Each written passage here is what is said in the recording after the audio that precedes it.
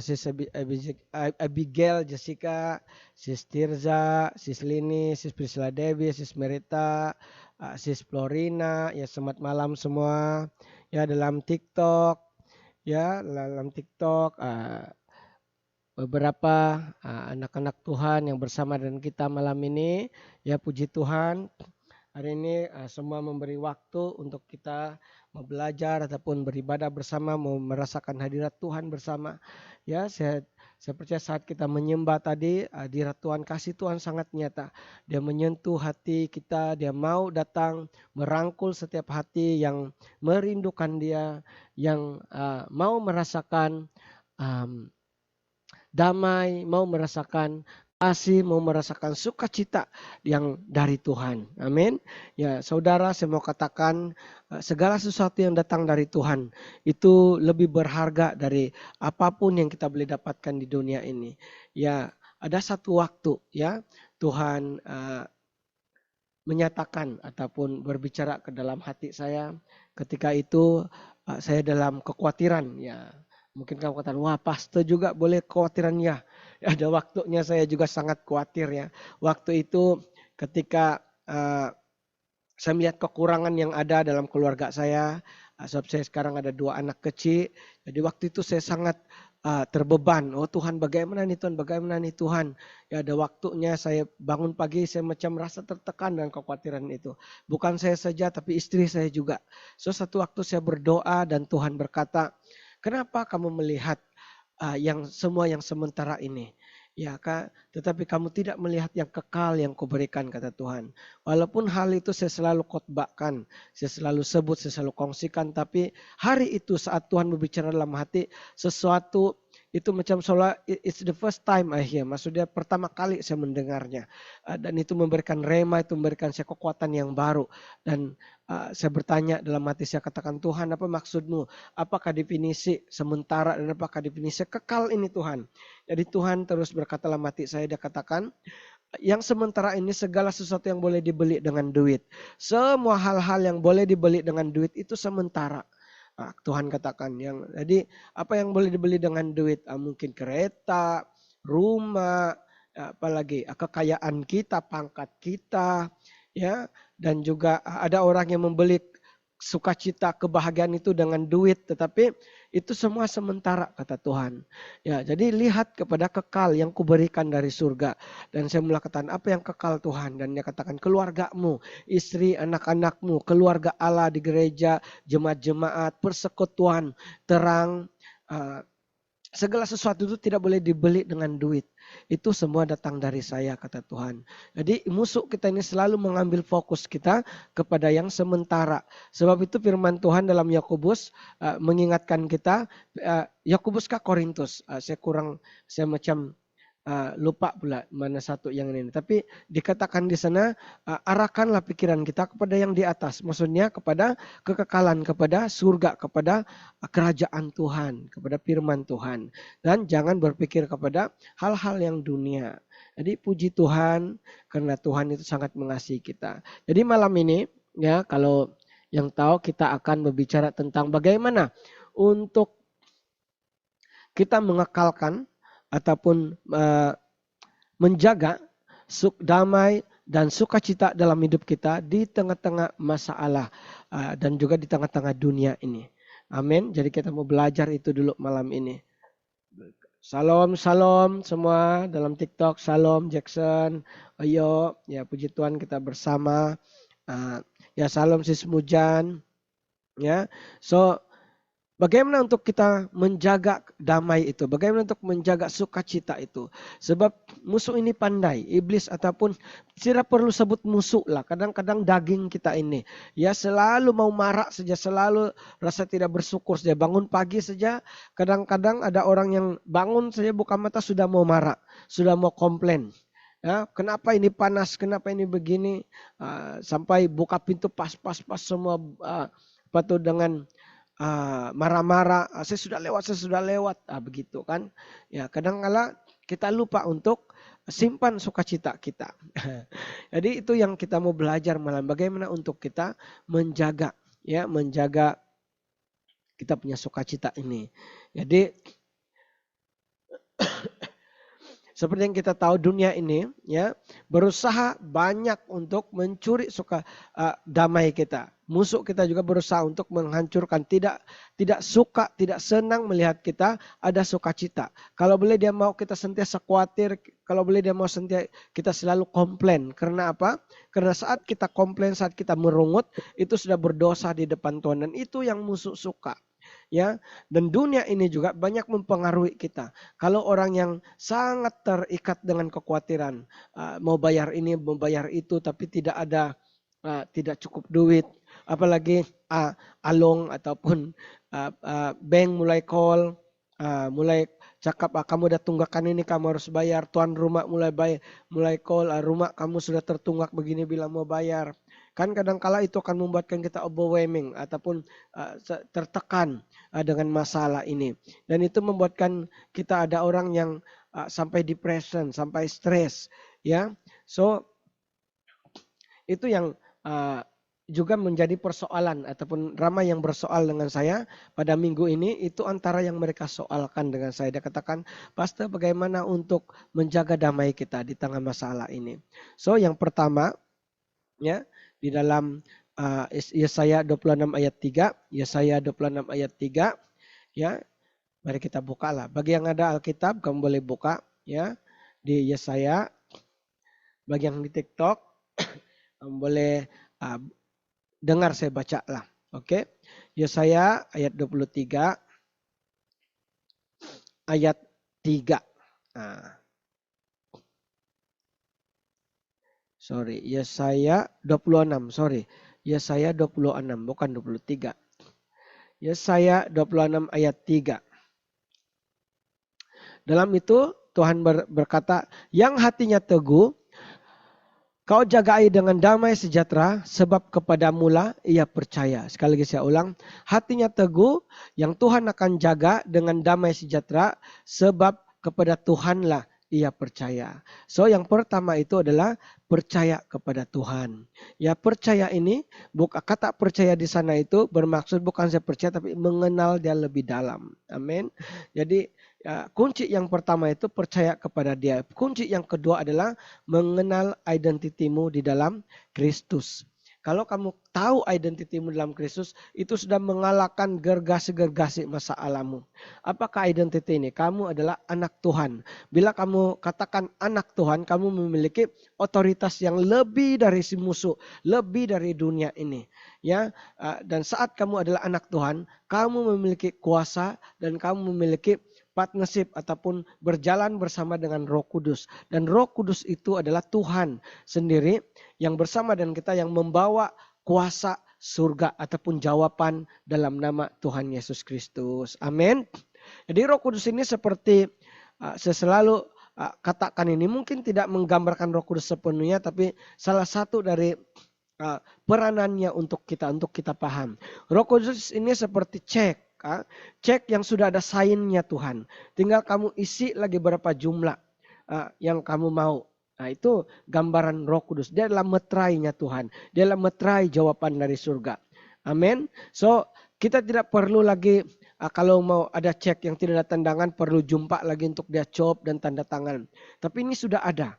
Maksud Tuhan di sana, mintalah apapun dalam namaku, kamu akan mendapatkannya. Aku akan melakukannya, kata Tuhan Yesus. Itulah Roh Kudus. It means bila kita tahu dan mengenal Tuhan, pasti kamu juga tahu apa yang kamu minta. Amin. Maksudnya untuk menjaga kamu, untuk mengusir segala masalah dalam hatimu, meminta sukacita, itu akan berkuasa saat kamu memiliki identity yang kuat di dalam Tuhan. Saat kamu percaya kepada Dia. Saat kamu mulai dipenuhi dengan tekanan, kekhawatiran, kamu memiliki sau yang teguh di dalam Tuhan. You have the anchor in Christ. Haleluya. Ya, jadi yang pertama adalah memiliki identitimu di dalam Kristus. Nah, minggu lepas, hari ini hari Kamis. Oh, bukan minggu lepas.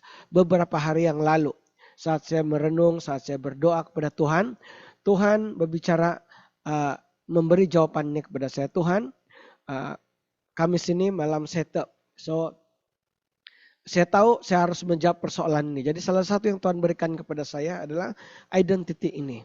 Jadi selalu saya akan berdoa dan Tuhan katakan ini kepada saya. Dia katakan, kongsikan kepada mereka.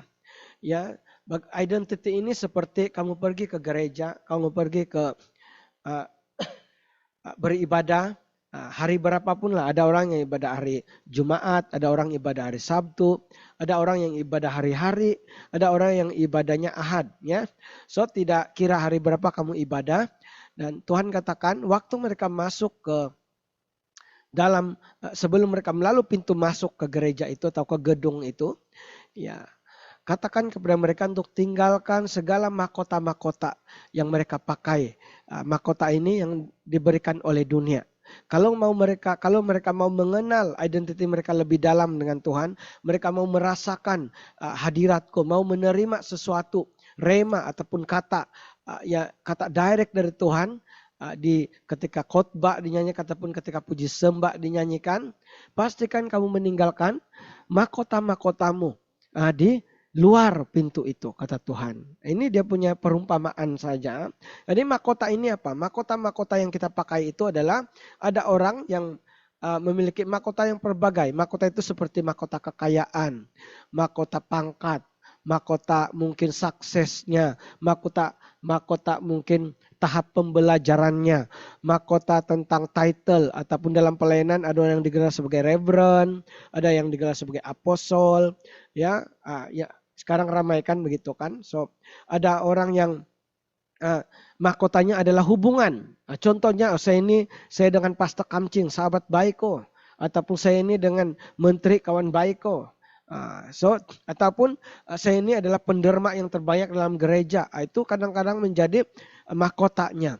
Apalagi bukan itu saja, ada juga yang memakai mahkota kebimbangan, masalah.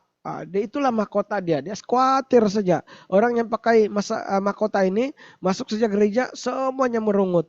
Susahlah saya hari ini, susahlah saya hari ini. Komplain saja. Itulah mahkotanya. Dan ada orang yang masih lagi memakai mahkota kesaksian ataupun suksesnya yang terdahulu. Kita panggil yesterday man. Maksudnya dia sangat asal bercakap dengan dia, kamu tahu 10 tahun yang lalu saya ini pernah bangkitkan orang mati, something like that. Ya. Kadang-kala dia akan ceritakan pelayanan-pelayanannya yang hebat dulu, tapi sekarang dia tidak mau, sekarang saya mau rehat lah. Begitu. Itu kadang-kala itu menjadi crown-nya, mahkotanya orang itu. Dan Tuhan katakan, kalau kamu mau belajar memiliki identity yang kuat di dalam Kristus, mahkota itu harus kamu tanggalkan, mahkota itu harus kamu buang saat kamu masuk ke gedungnya Tuhan. Gedung Tuhan ini cuma gambaran. Ya, gedung Tuhan juga menggambarkan hadiratnya Tuhan, kaki Tuhan Yesus. Tapi ini perumpamaan supaya saat kamu masuk ke gereja itu kamu datang dengan seperti anak kecil. Bukankah Tuhan berkata dalam firman-Nya, barang siapa yang tidak menjadi seperti anak kecil ini tidak akan masuk ke sorga, Tuhan katakan. Itu sangat bahaya. Sebab itu Tuhan mau kita memiliki hati seorang anak kecil. Identiti seorang anak di hadapan dia. Jadi jangan kita datang kepada Tuhan dengan memakai mahkota-mahkota dunia ini. Ya, bagi yang mengikuti khotbah-khotbah saya di gereja sini setiap Ahad, saya selalu berkata tentang hal ini juga. Saya akan ingatkan jemaat-jemaat, saya akan katakan jangan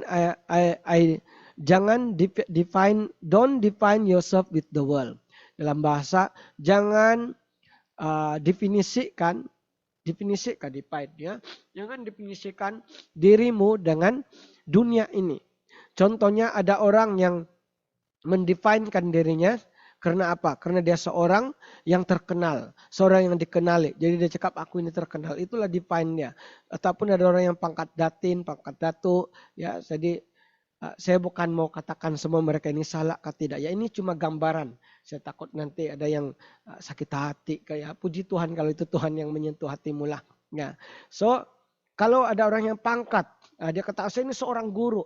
Atau saya ini seorang dokter. Saya ini seorang CEO. CEO tersembunyi. So jangan kamu mendefinisikan dirimu dari dunia ini. Tetapi pastikan kamu menidentifikasikan dirimu di dalam Tuhan. Apa identitimu dalam Kristus? Kamu adalah anak Tuhan. Kamu adalah hambanya Tuhan. Kamu adalah dombanya Tuhan. Kamu adalah kekasihnya Tuhan. Kamu adalah putra dan putrinya dalam kerajaan Tuhan. Amin. Kamu adalah sahabat Tuhan. Kamu adalah pengikut Kristus. Kamu adalah milik Kristus. Amin. Dan itu yang berharga. Saat kamu memiliki identity itu, itulah mahkotamu yang benar. Maka mahkota kehidupan itu yang Tuhan akan berikan kepadamu. Amin. Jadi yang pertama tadi untuk menjaga sukacita dan damai dalam dirimu di tengah-tengah dunia ini, pastikan kamu memiliki identity di dalam Kristus. Setiap mahkota-mahkota yang lain itu tanggalkan.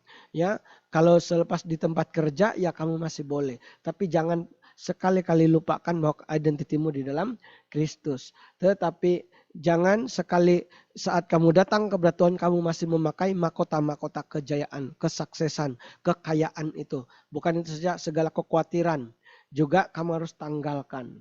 Ya, nanti ada orang kan mungkin kamu tertanya, kekhawatiran pun salah kah pastor? Iya salah, sebab saat kamu datang kepada Tuhan dengan hati yang hati seorang mangsa memiliki the victim mindset, kamu sukar untuk dibangkitkan. Amin. Belajarlah seperti Raja Daud saat dia di Ziklag. Nah, bagi yang membaca kitab ini, excuse me.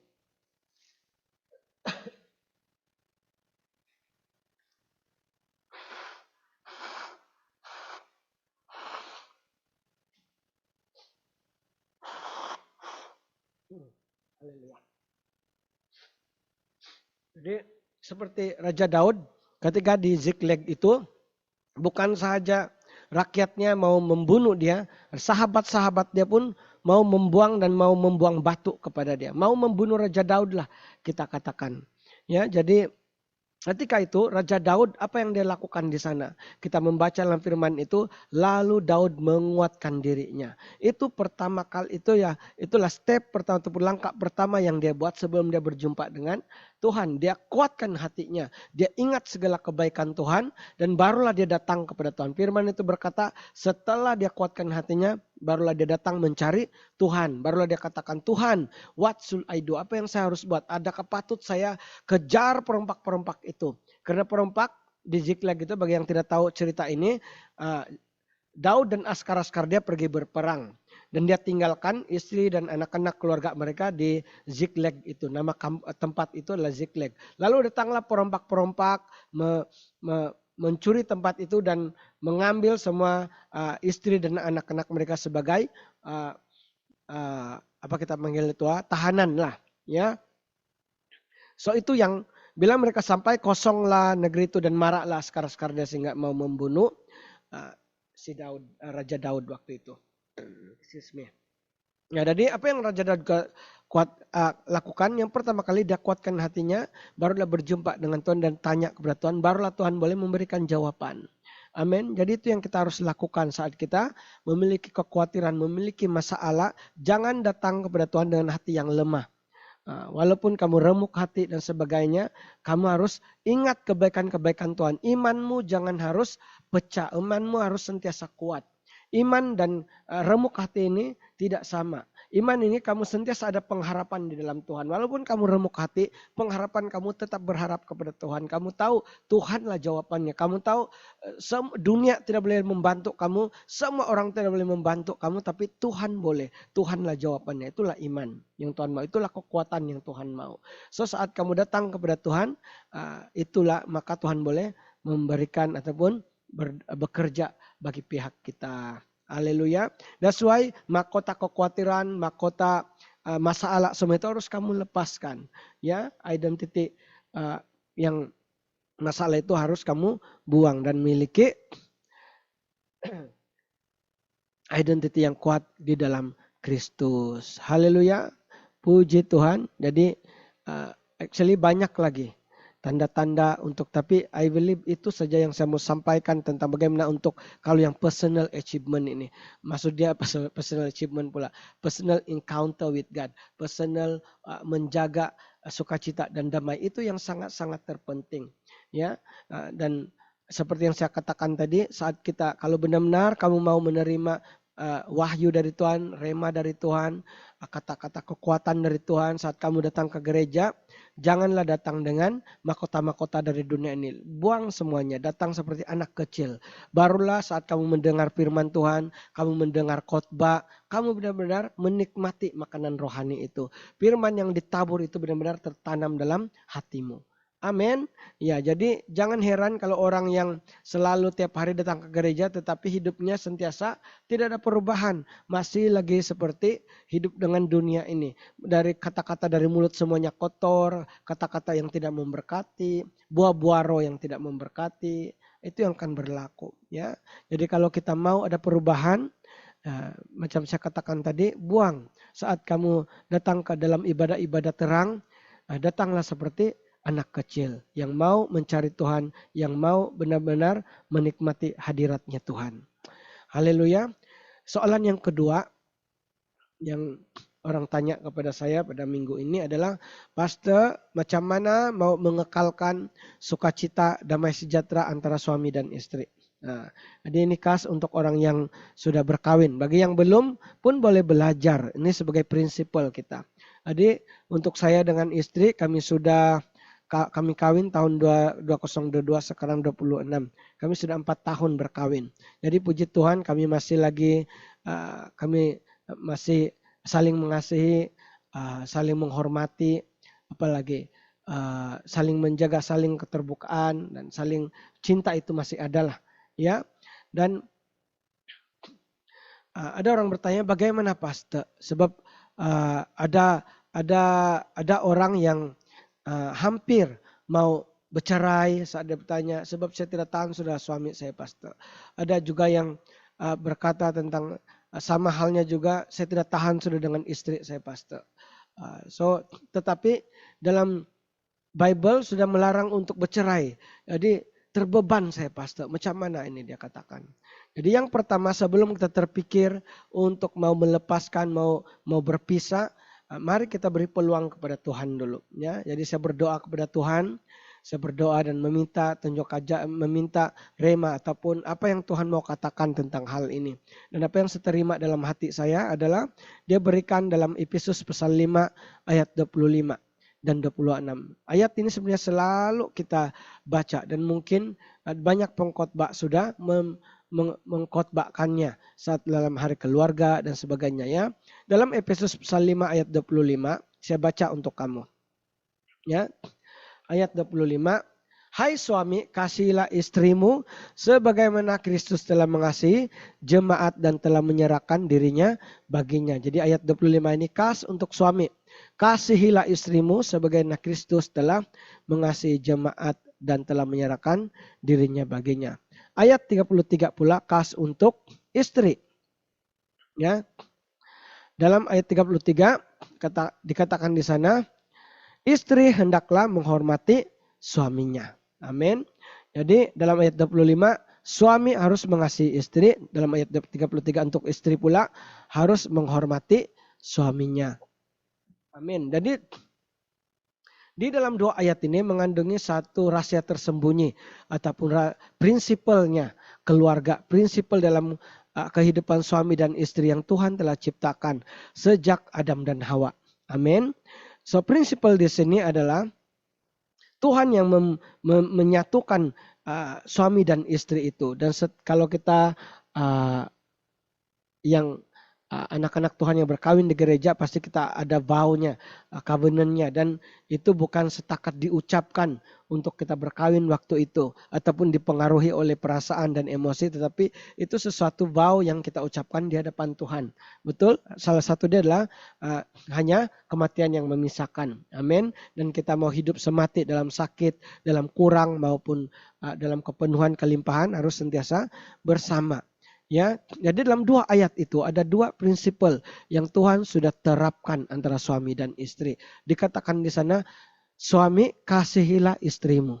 Dan di sana kita mendapat tahu bahwa kunci untuk memberikan sukacita kepada istri adalah harus menyatakan kasih kepada istri itu. Suami harus tahu mengasihi istrinya. Berdasarkan apa? Kita harus memahami, kita harus belajar untuk mati bagi dia.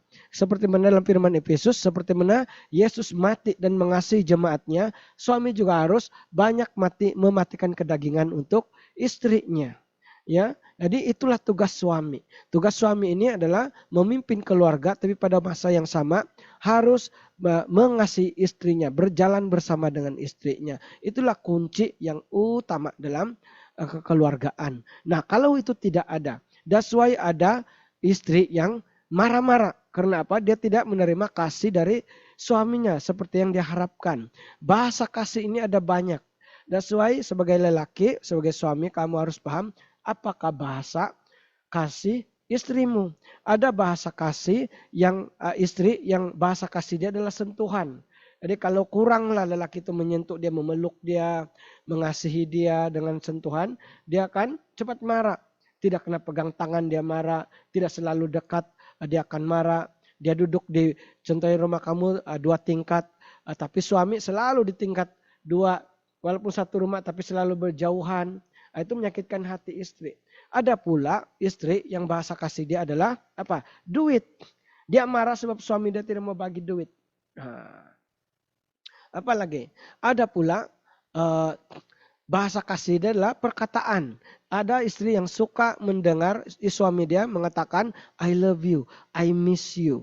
Ya, jadi sebagai suami kamu harus tahu semuanya ini, kamu harus belajar. Ya, ya ada juga ya tolong menolong, bahasa kasih dia itulah. Ada istri yang mendambakan suami dia harus turun tangan, bekerja bersama, tolong menolong dalam satu contoh dia menjaga anak. Harus lelaki itu dia mau, suami dia menolong. Oke, menjaga anak bersama. Oke, jadi itulah bahasa kasih istri. Nah, bagi ayat 33 pula, istri harus menghormati suaminya. Ini tidak boleh suami saja satu orang. Bila suami saja satu orang dan istri tidak melakukan apa dalam prinsip Tuhan itu, dalam ayat firman Tuhan itu, pasti akan ada ketidakseimbangan di sana. Dan ditulis dalam ayat 33, istri harus menghormati suaminya. Seorang suami bukan kasih yang dilihat tetapi respect, honor dari pasangannya. Saat si istri mulai naik kepala ataupun menjadi kepala bagi keluarga itu, pasti akan ada satu ketidakseimbangan dalam keluarga itu. Bila si istri lebih tinggi dari lelaki, itu akan membuatkan lelaki itu kurang mengasihi engkau. Wah, betul kan? Jadi kena hati-hati ini. Dalam firman Tuhan ada 2 prinsipalnya. Suami harus mengasihi istri, istri harus menghormati suami. Dua-dua ini harus dilakukan. Tidak boleh seorang saja. Sebab perkawinan ini melibatkan 2 orang. Ya, jadi istri harus belajar untuk menghormati suaminya. Bagaimana pula pastor kalau suami itu memang jenis yang tidak mau ambil kisah pasal saya. Jadi istri kena pandai di sana. Ada pengorbanannya juga dia harus lakukan. Bawa suami dalam membuat keputusan bersama. Jangan membuat keputusan sendiri. Contohnya bawa suami walaupun kamu sudah ada keputusan tapi minta pendapat dari suami dan hormati itu. Let's say pendapat dia itu adalah salah. Try untuk memahami bersama. Cari waktu yang sama sampai dia memiliki ataupun kamu coba pahami kenapa dia memberi pendapat itu. Ya, kamu harus membawa suami itu meletakkan dia di atas kepala keluarga di tempat dia yang benar. Amin. Saat kamu mulai melemahkan dia, saat kamu mulai meruntuhkan meruntuhkan mukanya ataupun tidak menghormati dia dalam apa-apa perkara yang kamu lakukan, pasti ketidakseimbangan mulai berlaku. Mulai ada crack, mulai ada keretakan dan iblis akan masuk dalam keretakan itu untuk mengurangkan kasih, mengurangkan sukacita, mengurangkan damai dalam keluarga itu. Amin. Jadi prinsipal dia sama. Suami harus mengasihi istri. Pahami apa yang istri kamu mau. Pahami apa bahasa kasihmu, bahasa kasih istrimu. Kasihi dia. Walaupun dia buat salah, tugas kita sebagai suami adalah memimpin seperti Tuhan Yesus mengasihi, mati di kayu salib bagi anak-anaknya. Amin. Itulah tugas keluarga. Kita harus mengasihi dia. Amin. Mengasihi istrinya. Jadi ada satu cerita. Ini sebagai satu contoh lah. Satu contoh. Ini real case. Ya, ini dari kawan saya sendiri. Dia dan suami dia curang dengan dia. Nah, direct lah, saya tidak sebut nama. So, suami dia curang dengan dia dan mula-mula istri ini sangat marah. Dia marah, dia cakap saya setia, saya jaga dia. Uh, tapi saya pun kenal dia juga. Dia ini jenis yang panas baran juga. Sesuai mungkin itu membuatkan suami dia mungkin telah membuka pintu untuk iblis masuk. Jadi satu waktu mereka sudah macam mau berpisah sudah. Sebab akhirnya semakin hari semakin marah, semakin suami mulai coba untuk memujuk istri, tapi istri selalu marah. Tapi satu waktu istri ini tiba-tiba menerima rema dari Tuhan. Dia mulai tutup mulut. Dia mulai diam banyak. Dia mulai tidak lagi begaduh. Kalau suami dia tanya, dia akan cakap, ya buat saja. Dia tidak marah lagi suami dia. Dia mulai walaupun dia masih marah, tetapi at least dia tidak marah dengan mengeluarkan kata-kata yang sakit hati lagi. Dia cuma tutup mulut. Dia kurangkan perkataan dan dia layan suami dia macam biasa. Tetapi tidak lagi seperti, tidak juga serapat yang begitu. Jadi dari sana bila dia mulai tutup mulut, suami dia mulai ada effort. Suami dia mulai mengasihi dia. Suami dia mulai tinggalkan semua itu. Apa-apa dia membuat, dia akan beritahu istrinya. Dan kasih mulai timbul antara mereka berdua. Amin. Dan perubahan itu berlaku dari istri mulai start untuk diam. Istri mulai start untuk diam. Ini kadangkala boleh membuatkan cara untuk menghormati suami. Amin. Kadangkala ada suami yang tidak tahan. Ada suami yang tidak tahan kalau suami istri ini selalu kuat suruh. Puji Tuhan. Tiba-tiba istri sikit-sikit, buat ini dulu, buat itu dulu. Salah bah kamu buat ini sayang. Begini bah sepatutnya buat. Jadi kadangkala itu membuatkan ada lelaki yang rasa itu kurang menghormati dia. Apalagi kalau di depan orang ramai. Kalau kamu berdua saja mungkin ya masih 1% rasa dia. Tapi saat di depan orang pun kamu buat begitu, pasti 89% dia akan rasa malu. Ya, so sometimes kadangkala cara untuk istri menghormati suami ini dari mulut juga. Dari kelakuan. Apa yang suami tidak suka, kamu harus beritahu. Hormati dia sebagai ketua keluarga. Di mana kamu pergi, beritahu. Begitulah saling mengasihi. Kadangkala karena kita rasa tidak apa Bene. Jadi kadangkala karena perlakuan seperti itu membuatkan musuh masuk dalam keretakan itu. Dan membuat menaburkan benih-benih yang tidak baik dalam kekeluargaanmu. Ya, jadi itu nasihat saya pada malam ini, jawaban yang saya terima dari rema Tuhan, dari firman Tuhan juga. Prinsipal itu harus kita pegang dalam sebagai suami istri. Ya, amin. Seperti yang saya katakan tadi, suami harus mengasihi istrimu dan istri harus menghormati suamimu. Ya, bawa dia, bimbing dia. Kalau kamu adalah orang percaya, istri yang orang percaya, suami yang tidak berapa pergi ke gereja, tetap kamu hormati dia, tetap kamu bawa dia sebagai, layan dia seperti kepala keluarga, layan dia sebagai pemimpin ataupun pembuat keputusan dalam keluarga.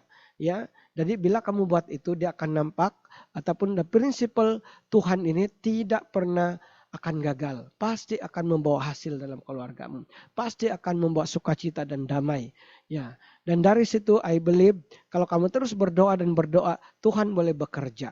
Amin. Ini kepada suami yang tidak mengenal Tuhan. Dan kepada suami juga mungkin ada istri yang naik ataupun lebih tinggi dari kamu, kurang menghormati dan sebagainya. Kasihi dia saja. Kasih dan berdoa, dan pasti Tuhan akan bekerja bagi pihakmu. Amin. Jadi jangan pernah melanggar dua prinsipal yang Tuhan lakukan ini. Bila suami gagal untuk memberi kasih kepada istri, pasti ada keretakan. Dan bila istri gagal untuk menghormati suaminya, pasti akan ada keretakan. Haleluya. Amin. Puji Tuhan.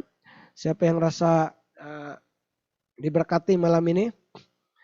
Haleluya. Jadi kepada yang belum berkawin, masih bujang, ya.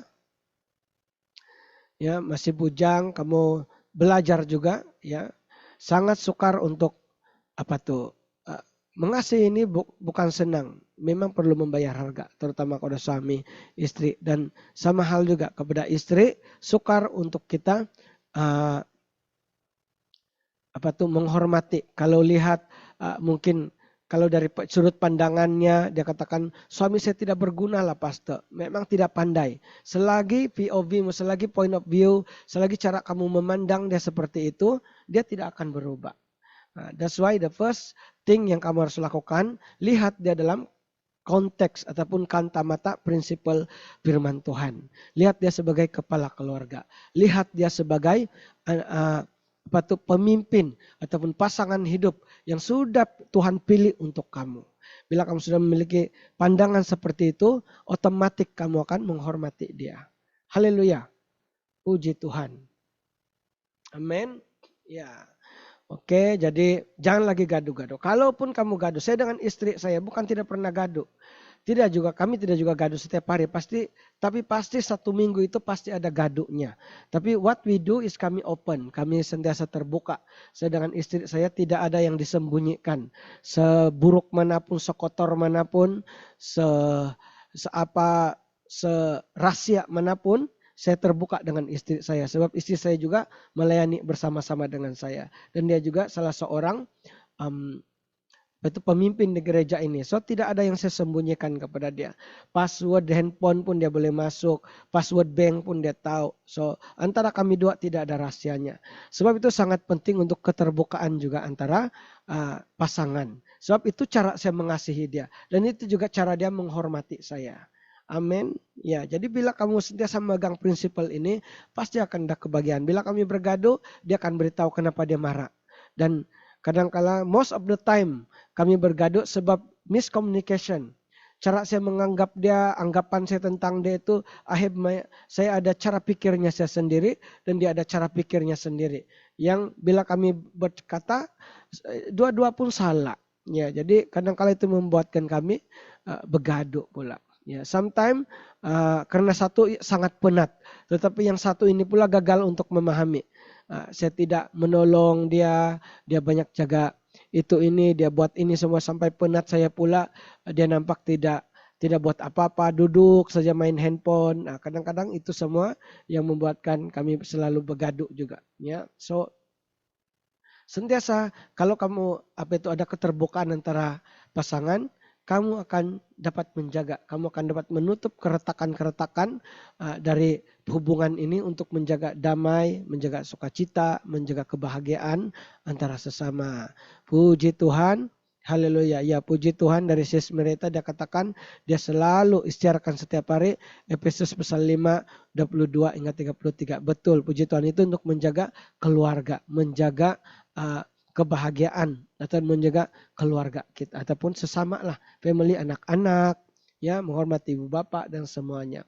Haleluya. Bila kita memiliki prinsipal ini, tidak ada lagi retak-retaknya dan hubungan-hubungan yang mulai pecah itu dapat dipulihkan. Haleluya, puji Tuhan. Haleluya semua. Ya, semua diberkati. Haleluya. Dan kalau ada soalan, mungkin ada bahan doa yang mau minta didoakan, kamu boleh kongsikan, kamu boleh tulis di ruang komen. Ya, kalau ada soalan kamu juga boleh tanya. Kita akan bincang bersama. Kita masih ada waktu lagi. Masih awal lagi nih. Ya.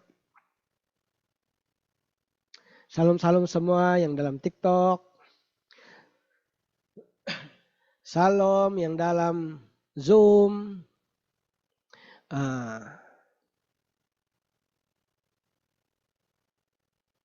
Ada soalan? Salam Sister Riza. Ada soalan nggak Sister Riza? Oh tiada, puji Tuhan.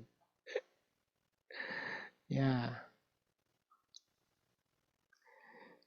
Oke, jadi apa lagi, macam ada satu yang saya mau kongsikan itu.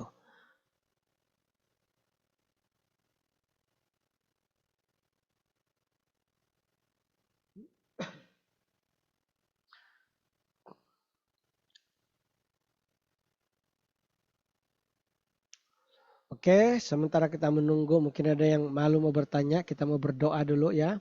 Saya mau berdoa untuk setiap kita, terutama yang sudah berkawin. Kita mau berdoa kepada suami istri, karena saya melihat dan saya merasakan di tengah sekarang ini banyak sekali karena tekanan, masalah dan sebagainya, ada musuh mau menyerang kesatuan dalam keluarga, mau menyerang hubungan antara suami dan istri, mau menceraikan, kira mencerai beraikan lah tuh. Karena musuh kita sangat tidak suka kesatuan yang berlaku antara keluarga. Ya, so mari kita berdoa. Bapa di surga, kami mengucap syukur, kami terima kasih Tuhan atas firman yang kami dengar pada malam ini. Tuhan, kami mau memiliki identiti di dalam Engkau, kami mau melepaskan setiap mahkota-mahkota dari dunia ini yang kami pegang, yang kami mau, yang kami anggap sebagai mendefinkan kami Tuhan, mau mengidentitaskan kami Tuhan, seperti pangkat, kekayaan, kekhawatiran, kesuksesan, semuanya kami mau lepaskan Tuhan saat ini, dan kami mau tempatkan Engkau yang terutama dalam hati kami, Engkau yang bertakhta dalam hati kami Tuhan. Kami memiliki identitas sebagai anak kecil-Mu yang mau mencari Engkau, mau mengenal Engkau lebih dalam Tuhan Yesus Kristus. Dan saya berdoa dalam nama Tuhan Yesus, setiap anak-anak-Mu yang menerima rema pada malam ini, Engkau akan berkati, Engkau akan curahkan berkat yang tidak terhingga kepada mereka. Saya juga berdoa untuk anak-anak-Mu, kepada yang berkeluarga Tuhan, terutama kepada mereka suami dan istri. Tuhan, agar Engkau menyatukan kami. Tuhan, kami belajar pada malam ini sebagai seorang suami, kami harus belajar untuk mati bagi istri kami. Kami harus belajar untuk mengasihi mereka seperti mana Tuhan Yesus mengasihi jemaatnya. Tuhan, berdoa Engkau berikan kekuatan kepada suami agar kami memiliki kasih yang datang dari Engkau Tuhan, supaya kami dapat mengasihi istri kami dan supaya kami dapat memahami mereka apa yang mereka mau.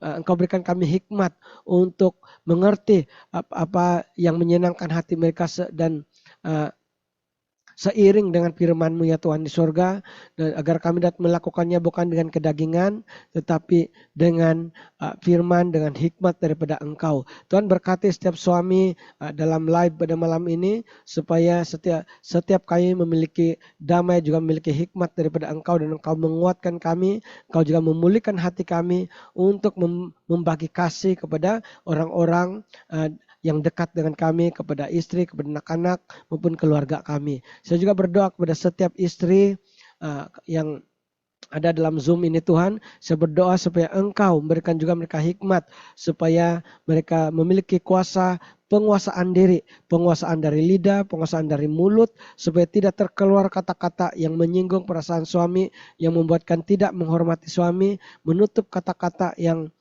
memalukan suami dan sebagainya Tuhan. Dan saya berdoa supaya Engkau memulihkan hati yang baru, yang melihat suami sebagai kepala keluarga, tahu untuk menghormati mereka, tahu untuk mengasihi mereka dengan prinsipal yang Engkau nyatakan dalam Alkitab ini Tuhan. Terima kasih Tuhan, saya berdoa supaya setiap suami dan istri ataupun keluarga pada saat ini dipulihkan dalam nama Tuhan Yesus Kristus. Hubungan yang mulai retak Tuhan Engkau pulihkan, karena itulah kekuatan tangan-Mu, itulah kuasa di dalam-Mu Tuhan, dan kami beriman bersama Tuhan untuk supaya tidak ada yang mustahil dalam nama-Mu Tuhan Yesus. Setiap yang Kau telah satukan, dunia ini tidak akan dapat pisahkan Tuhan di surga. Terima kasih Bapak, terima kasih Tuhan Yesus. Kiranya ada pintu-pintu, ada lubang-lubang, ada keretakan yang telah membuka musuh kami yaitu iblis untuk masuk mengacau setiap hubungan dalam keluarga suami istri ini Tuhan. Dalam nama Tuhan Yesus kami mau tutup itu dengan kuasa darah-Mu saat ini. Sekali lagi kami mau undang Tuhan kuasa darah-Mu untuk sekali lagi seal covenant suami istri bersama Tuhan pada malam ini. Terima kasih Tuhan, terima kasih Tuhan. Berkati setiap istri yang tetap setia mengasihi suami mereka. Berkati setiap istri yang mungkin sudah lemah, mungkin sudah patah hati, mungkin sudah remuk hati saat ini. Tuhan, in Jesus name, flow Lord Jesus, mengalir kuasa damai sejahtera, mengalir kuasa kekuatan dari-Mu Tuhan Yesus. Begitu juga dengan suami Tuhan, Engkau memulihkan ya Tuhan surga hati, memulihkan kasih yang mungkin mulai pudar, dan juga menyembuhkan mata mereka Tuhan, membuang segala mata, kini ada kekotoran dalam mata yang mulai melihat hal-hal yang tidak baik, mulai melihat dari luar ini ya Tuhan, mulai mencari sukacita, kebahagiaan, kepuasan dari luar selain daripada keluarga selain daripada istrinya Tuhan, saya mau patahkan dalam nama Tuhan Yesus pada saat ini Tuhan, dan Engkau akan memulihkan kami sesuai dengan kuasa darah, sesuai dengan firman-Mu ya Tuhan. Thank you Lord, thank you Lord. In Jesus name we pray. Amin, amin. Haleluya.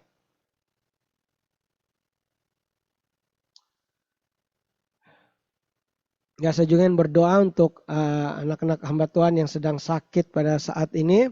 Ya, terutama kalau di Zoom ada satu permohonan doa dari Sis Priscilla Davis.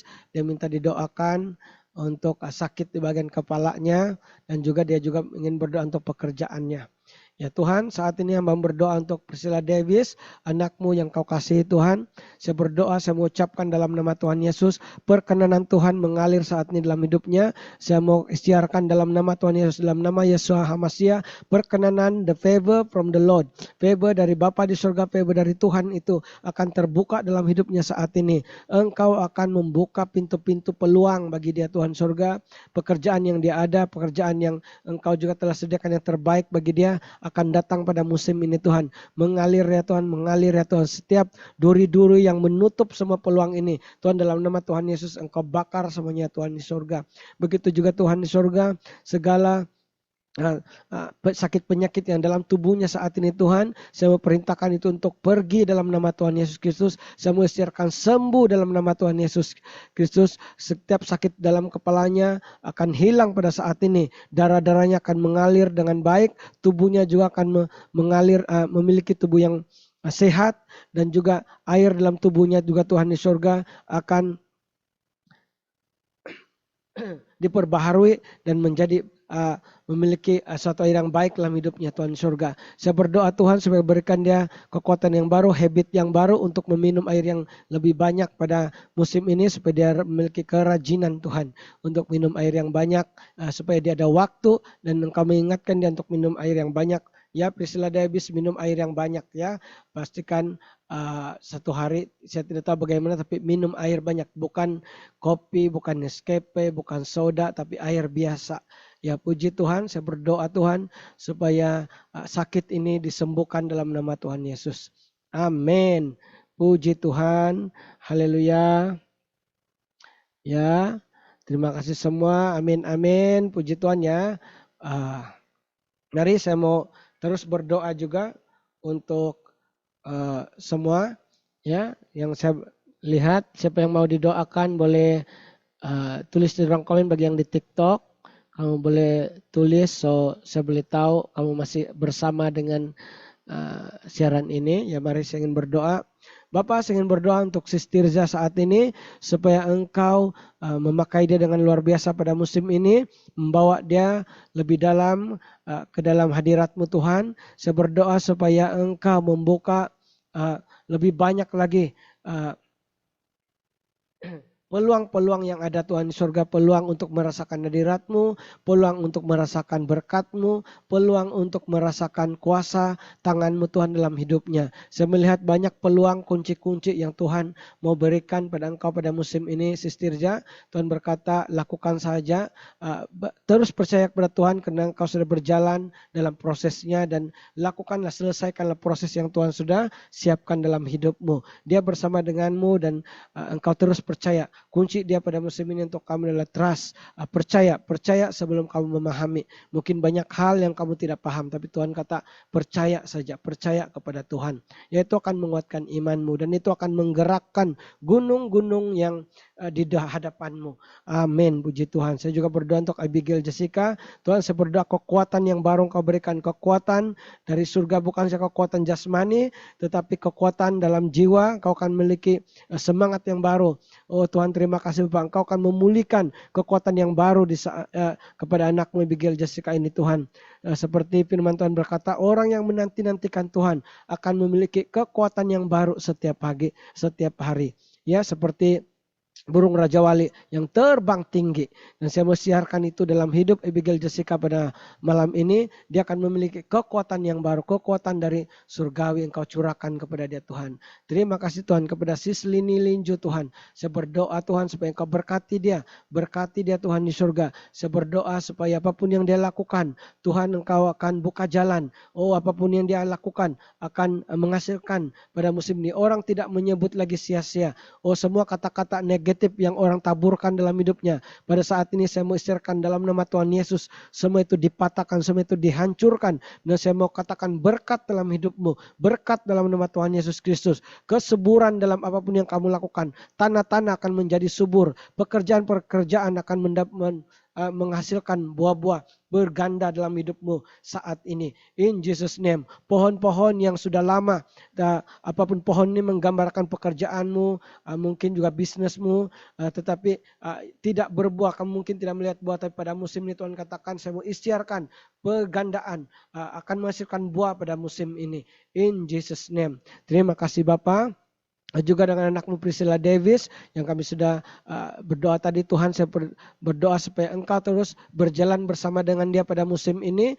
Tuhan, segala kabus-kabus yang menutup jalannya, yang menutup mungkin dia tidak dapat melihat apa yang dia harus lakukan ke depan lagi. Tuhan di surga, saya berisyaratkan pada musim ini semua kabus itu hilang in Jesus name. Terang Tuhan akan mulai datang dan dia akan berjalan dan semakin melihat dengan lebih jelas lagi kehendak-Mu dalam hidupnya in Jesus name. Saya juga berdoa untuk anak-Mu Merita Jaudin Tuhan. Saya berdoa Tuhan supaya Kau berikan dia otoritas yang baru, authority, new authority from the Lord. It means identity yang baru. Kau akan memiliki identity yang lebih dalam lagi, memahami identity yang lebih jelas lagi di dalam Tuhan. Dan saat engkau semakin memiliki rema dan hikmat dari Tuhan, engkau akan mulai melihat jawaban-jawaban doamu akan mulai terjawab pada musim ini. Saat kamu berdoa, kamu akan melihat jawaban doamu. Dan itu yang akan membawa sukacita kepadamu. Dan Tuhan katakan,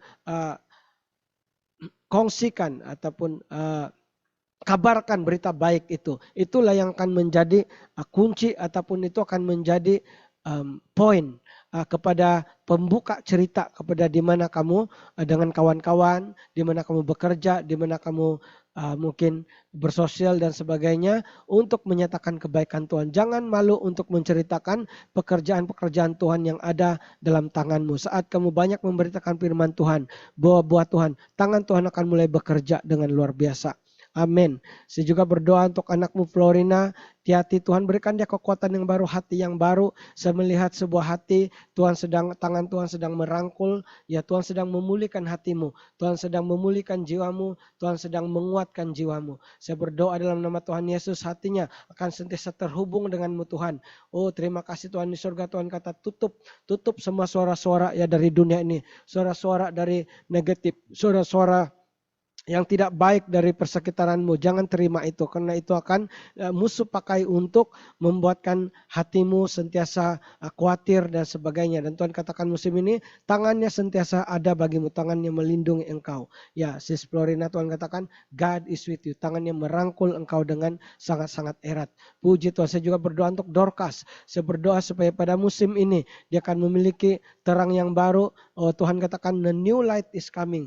Terang yang baru Tuhan akan curahkan kepadamu. Terang ini menggambarkan sukacita dan kekuatan dan hidup yang baru. Ya, seperti mana tumbuhan yang menerima terang dari matahari, dia akan menjadi subur, dia akan semakin bertumbuh di dalam Tuhan. Dan terang itu akan bersinar dalam hidupmu. Segala sesuatu yang mati akan mulai menjadi hidup pada musim ini. Percaya dan percaya dalam nama Tuhan Yesus Kristus. Saya juga berdoa untuk Sarah Asong. Tuhan, saya berdoa supaya engkau berkati dia Tuhan, berkati dia, segala apa yang dia lakukan akan mengalir Tuhan. Ya, saya menerima mengalir, perkataan mengalir, jadi mengalir mungkin Roh Kudus akan mengalir dalam hidupnya, sukacita akan mengalir dalam hidupnya, dan seperti Tuhan katakan, air mata sukacita yang mengalir dalam hati itu, itulah sifat kekekalan, itulah hadiah yang terbesar yang Tuhan mau berikan kepada anak-anaknya. Dan saya berdoa dalam nama Tuhan Yesus Kristus, setiap yang memblok air ini untuk mengalir, semua itu dihancurkan. In Jesus name, tidak ada lagi tembok-tembok kekhawatiran yang menghalang pertumbuhan rohanimu. In Jesus name, engkau, Tuhan akan menjagamu. Puji Tuhan, haleluya, haleluya. Praise the Lord. God bless you. Ya, si Sarah Asong. Saya juga berdoa untuk anakmu Aropina. Saya berdoa untuk dia supaya saya berdoa untuk keluarga dan anak-anaknya Jeremy dan Jeromi. Hampir sama ya sis. Saya berdoa untuk sis Ropina saat ini. Tuhan, apapun kekhawatiran dia, saya berdoa dalam nama Tuhan Yesus. Engkaulah jawaban bagi segala kekhawatirannya. Percaya dalam nama Tuhan Yesus Kristus. Masa depan untuk anak-anakmu Tuhan sudah tetapkan. Tuhan berkata dia akan menjaga anakmu. Tuhan berkata engkau adalah anak yang dia kasihi. Engkau sudah menjaga. Engkaulah ibu yang baik yang mengajar anak-anakmu kepada bagaimana untuk memiliki identity di dalam kerajaan Tuhan. Dan saya berdoa dalam nama Tuhan Yesus Kristus kepada anakmu Ropina ini Tuhan, supaya kau berikan dia kekuatan, kau berikan dia sau yang kuat di dalammu Tuhan Yesus Kristus. Saya berdoa Tuhan supaya kasih setiamu mengelilingi dia Tuhan, agar apapun pekerjaan daripada iblis, pekerjaan daripada si jahat coba menghancurkan, semua itu engkau akan patahkan in Jesus name, dan tidak akan menyentuh keluarganya, menyentuh dia dan menyentuh anak-anaknya. Terima kasih Bapa. Terima kasih Bapa. Saya juga berdoa supaya anak-anaknya yang sakit saat ini, Jeromi Tuhan, saya berdoa, saya mau katakan dalam nama Tuhan Yesus, sembuh. Segala flu, segala demam itu Tuhan engkau angkat keluar, kau berikan dia tubuh badan yang sehat saat ini. In Jesus name, segala virus-virus, Tuhan engkau antibiotik yang terbaik Tuhan, dan kiranya segala obat yang dimakan akan berkesan dengan baik dalam tubuhnya. In Jesus name. Amin. Puji Tuhan, puji Tuhan. Saya juga berdoa untuk Tiffany Tuhan. Saya berdoa supaya kasih-Mu akan semakin nyata dalam hidupnya. Tuhan tidak pernah melupakan engkau. Tuhan kata, I remember you. Tuhan mengingatimu dan Tuhan melihat doamu. Tuhan berkata dia sangat dekat dengan engkau. Tuhan berkata dia mendengar doamu. Mungkin kau selama ini rasa, oh Tuhan tidak dengar doa saya. Tuhan katakan, I hear you my daughter. Tuhan kata dia mendengar dan dia akan menjawab sesuai pada waktunya. Puji Tuhan, puji Tuhan. God bless you, Sis Stephanie. Ya, haleluya, praise the Lord. Puji Tuhan, haleluya semua. Jadi dalam nama Tuhan Yesus kami sudah berdoa dan mengucap syukur semuanya. Malam ini berkati semua anak-anakmu Tuhan yang setia mengikuti ibadah malam Sete bersama. Biar mereka semua yang mendengar hari ini Tuhan menerima rema, menerima firman-Mu yang hidup dalam hidup mereka. In Jesus name, amin. Puji Tuhan. Oke, nanti saya akan postkan recordingnya di YouTube. Nanti saya akan postkan di grup ya. Ya, sebab ada juga beberapa orang minta recording untuk malam ini. Oke, semua jadi puji Tuhan semua dalam TikTok. Ya, semua kita akan tutup sudah. Sampai sini saja kita punya ibadah ya. God bless you. Tesiping baru join ya. God bless you. God bless semua dalam TikTok. Dalam TikTok pula. Dalam Zoom. Puji Tuhan, diberkati semua. Ya, kita akan jumpa lagi di ibadah kita seterusnya. Jadi minggu hadapan kalau ada soalan, kumpul saja supaya kita boleh jawab, kita boleh bincang bersama minggu hadapan. Oke? God bless you. Bye-bye semua. Puji Tuhan. Ya, saya akan tutup ya bagi yang dalam Zoom.